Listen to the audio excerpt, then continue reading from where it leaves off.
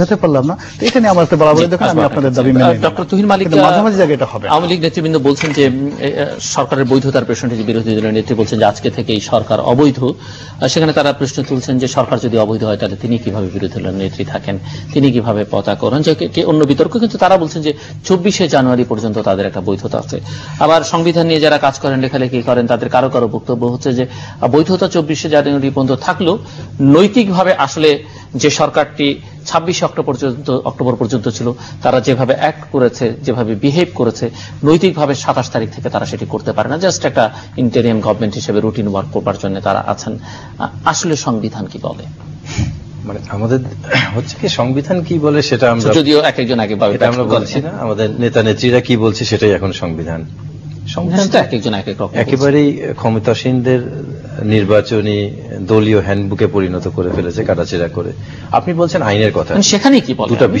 দুটো বিষয় হচ্ছে, একটা হচ্ছে লিগ্যালিটি, একটা লেজিটিমেসি। হ্যাঁ, অবশ্যই লিগ্যালিটি তো আছেই, আইনের বৈধতা তো থাকবেই। বঙ্গবন্ধুকে যখন হত্যা করা হলো তখন এই সংবিধানে এই হত্যার বিচার করা হবে না, সেটা একটা ইনডেমনিটি ছিল, সংবিধানেই করা হয়েছে।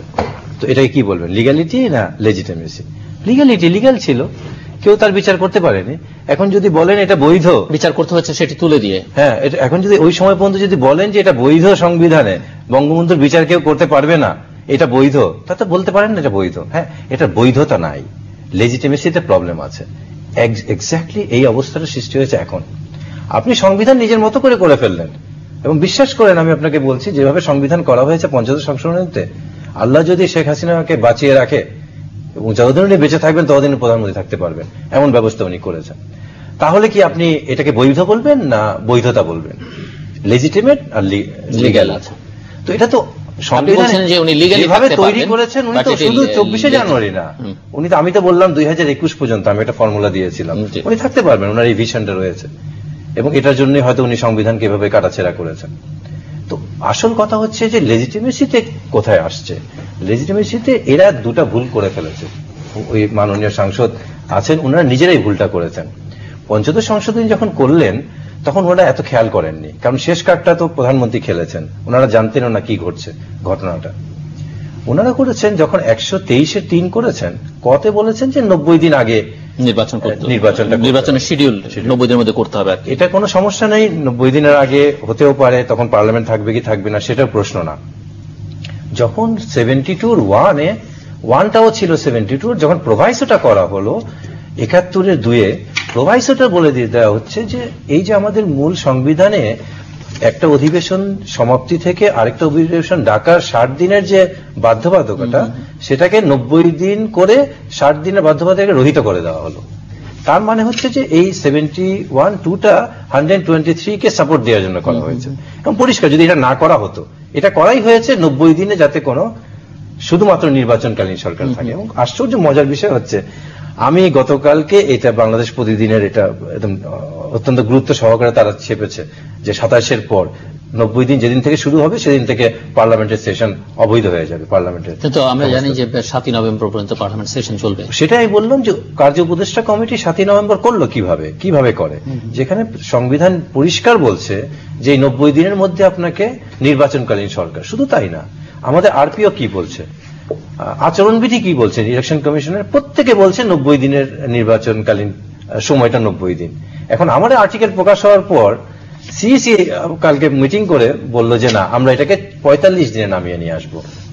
এদিকে বিরোধী দলের নেত্রী আবার বলেছেন যে আরপিওতে আপনি হাত দেবেন না, কিন্তু এটি শুনেছি যে আমরা 45 দিনের কথা বলা হচ্ছে, এবং আরো কিছু মৌলিক পরিবর্তন আনার চিন্তা করা হচ্ছে, যে দল পরিবর্তন করে যে কেউ এখন অনেক কিছু, আপনারা যে কেউ যে কোনো সময় যে কোনো দলে ঢুকে এখন নির্বাচন করতে পারবেন, চলে আসতে পারবে। যেটা করা হচ্ছে যে আমি বারবারই বলছি, প্রধানমন্ত্রী সাপটাকে মেরেছেন ঠিকই, কিন্তু লেজে বিষ রেখে দিচ্ছেন।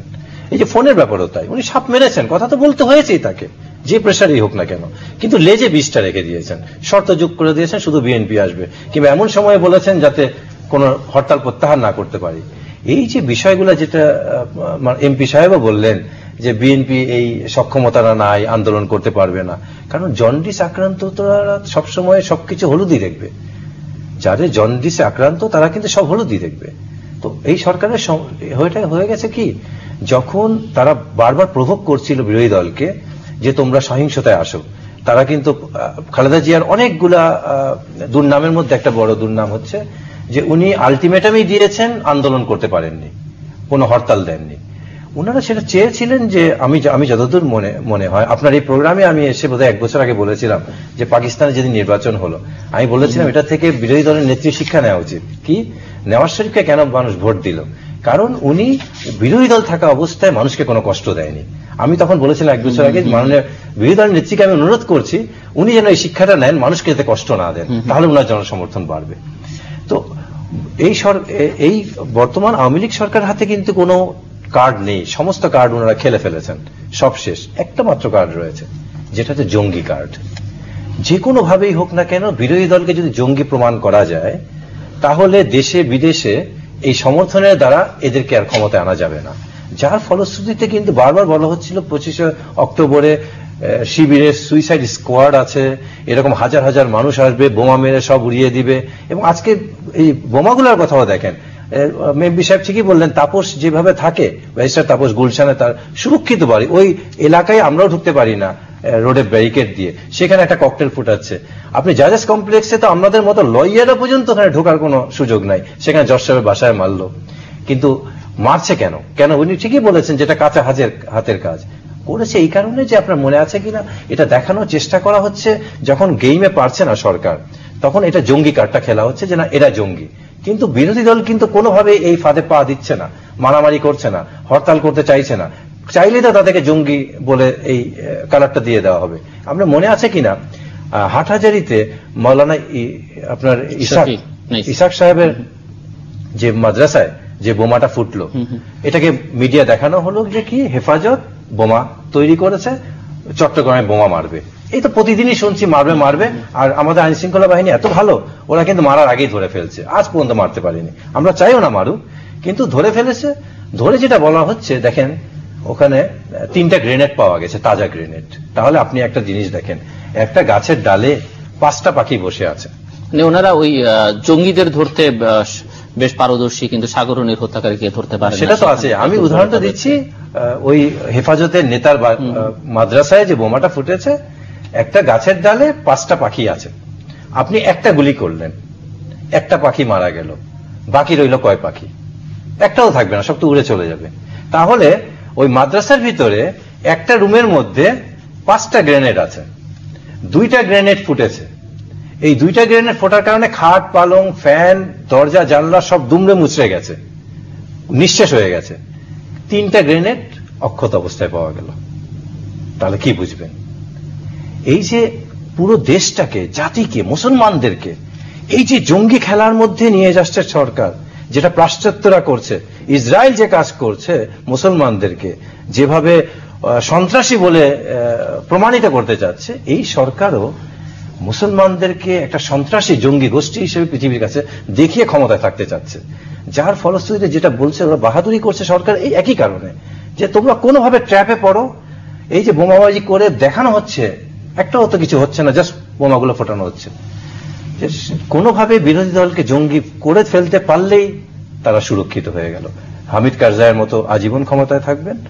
আর যেটা আমাদের সংলাপের কথা বলছেন, যেটাই বলছেন কেন, অন্দনদা শঙ্কর রায় তো বলেছেন খুব গুরুত্বপূর্ণ কথা বাঙালির চরিত্র নিয়ে, যে বাঙালি হচ্ছে জাতি, কিন্তু হয় না কিছুই। তো আমাদের কিন্তু এই টেলিফোন হচ্ছে, সংলাপ হচ্ছে, সবই হচ্ছে, কিন্তু হচ্ছে সবই, কিন্তু হয় না কিছুই আমাদের। তো আমি যেটা বলার চেষ্টা করছি, যে একটা কথা বলা হয়ে থাকে, এটা 2 নেত্রীর জন্য খুব বেশি প্রযোজ্য, যে পৃথিবীতে সবচেয়ে ভয়ঙ্কর ছুরি হচ্ছে, সবচেয়ে নিরাপদ ছুরি হচ্ছে ডাক্তারের ছুরি, আর সবচেয়ে ভয়ঙ্কর সরি হচ্ছে ডাক্তারের সরি। তো আমাদেরও হচ্ছে যে সবচেয়ে নিরাপদ কথা হচ্ছে, আলাপ হচ্ছে 2 নেত্রীর সংলাপ, আর সবচেয়ে ভয়ঙ্কর বিপদ হচ্ছে 2 নেত্রীর জেদ।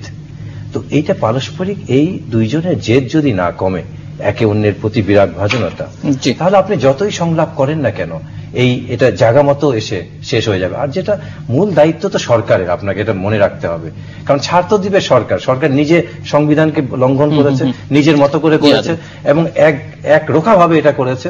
তারা বলছে তারা গণতন্ত্রের কথা মুখে বলছে, আর পুরো শরীর তাদের বাকশাল। কিন্তু আপনি তো মুখে গণতন্ত্র নিয়ে বললে হবে না, তো আপনার শরীরে তো গণতন্ত্রের প্রকাশ হতে হবে। আর আমি যেটা বলতে চাচ্ছি যে একটা দেখেন যে আমাদের দেশেই যেটা বলা হয় যে সংসার সুখের হয় রমণীর গুণে, কিন্তু আমাদের জাতীয় জীবনের যে সংসারটা রয়েছে, জাতির সংসারের ক্ষেত্রে কিন্তু এই কথাটা মিথ্যা প্রমাণিত হলো।